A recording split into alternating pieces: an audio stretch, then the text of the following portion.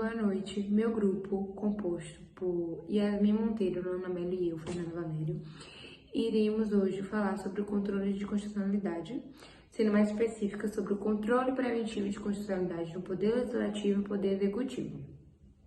Eu vou começar falando, trazendo um pouco sobre o conceito do que é o controle preventivo de constitucionalidade, como é que ele funciona dentro do controle de constitucionalidade, o dispositivo legal, e as meninas irão abordar em seguida sobre o poder legislativo e o poder executivo.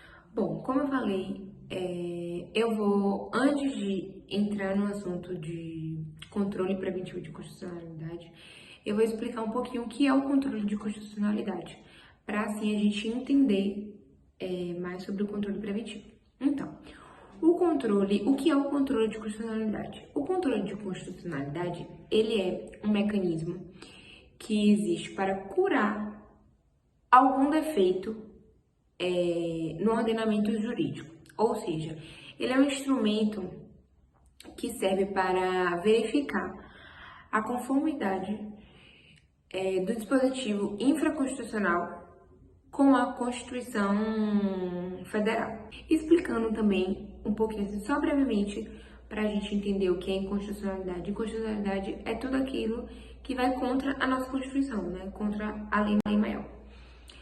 E o controle preventivo, como eu expliquei sobre o controle de constitucionalidade, né? Que ele é um mecanismo para curar algum defeito no ordenamento jurídico. O controle preventivo, ele serve justamente para fiscalizar se um projeto de lei está respeitando a nossa Constituição. Ou seja, se passar por aquele controle e já verificarem que está desrespeitando a Constituição, ele nem passa para as outras fases. O controle preventivo, ele acontece durante o processo legislativo. Existe até um artigo na nossa Constituição, que é o artigo 59, que ele explica as espécies normativas que o Poder Legislativo fica responsável. O artigo 59 diz que o processo legislativo compreende a elaboração de emendas constitucionais, leis complementares, leis ordinárias, medidas provisórias.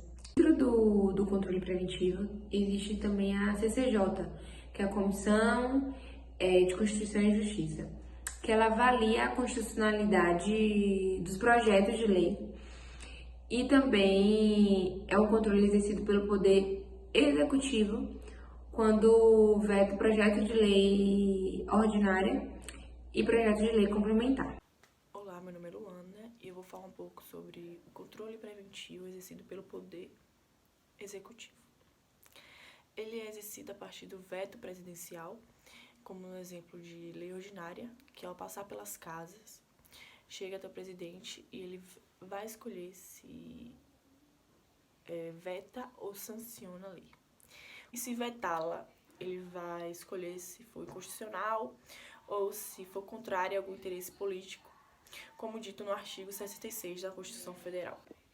O artigo 66 diz: a casa na qual tenha sido concluída a votação enviará o projeto de lei ao presidente da República, que aquecendo o sancionará. O parágrafo 1º diz: se o presidente da República considerar o projeto no todo ou em parte inconstitucional ou contrário ao interesse público, vetá-lo ao total ou parcialmente no prazo de 15 dias úteis, contados da data do recebimento, e comunicará, dentro de 48 horas, ao presidente do Senado Federal os motivos do veto.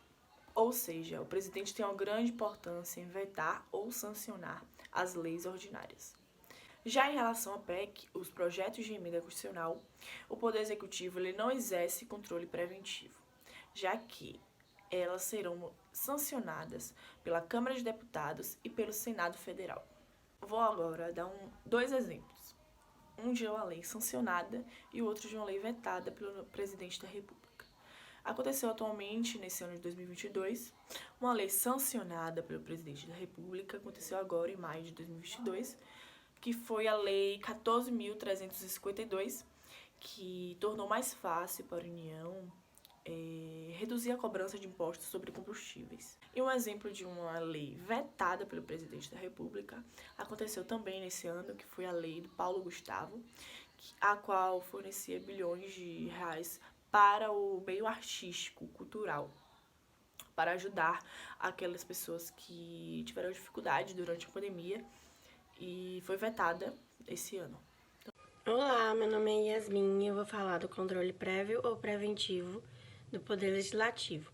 Na Constituição Federal de 1988, diz no artigo 44 que o Poder Legislativo é exercido pelo Congresso Nacional, que se compõe da Câmara dos Deputados e do Senado Federal.